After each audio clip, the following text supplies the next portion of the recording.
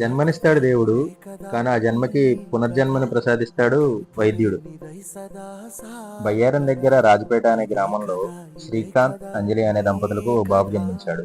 నెలలు నిండకుండా 7 నెలలకే జన్మించిన ఈ బాబు కేవలం 1200 గ్రాములతోటే జన్మించాడు. 1200 గ్రాముల బరువుతో అనారోగ్యంగా ఉన్న ఈ బాలుని గత నెల 25వ తారీఖున రేవతి నర్సింగ్ హోమ్ భద్రాచలం నందు తమ పేరెంట్స్ జాయిన్ చేశారు. అతి తక్కువ బరువు మరియు పల్స్ కేవలం 40 ఉండటం వల్ల డాక్టర్ గారు ఈ బాలుని ఐసీయూలో జాయిన్ చేశారు. ఐసీయూలో గత 16 రోజులుగా ట్రీట్మెంట్ చేసి ఇప్పుడు ఒక ఆరోగ్యవంతుడిగా బయటకు పంపించారు.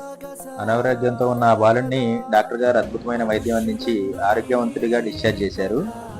ఇంత మెరుగైన వైద్యం ప్రతి సాధారణ పౌరుడికి కూడా అందుబాటులో ఉన్నందుకు ఆ బాబు యొక్క తల్లిదండ్రులు మరియు కుటుంబ సభ్యులు డాక్టర్ గారికి మరియు రేవతి నర్సింగ్ హోమ్ బృందానికి ధన్యవాదాలు తెలియజేశారు.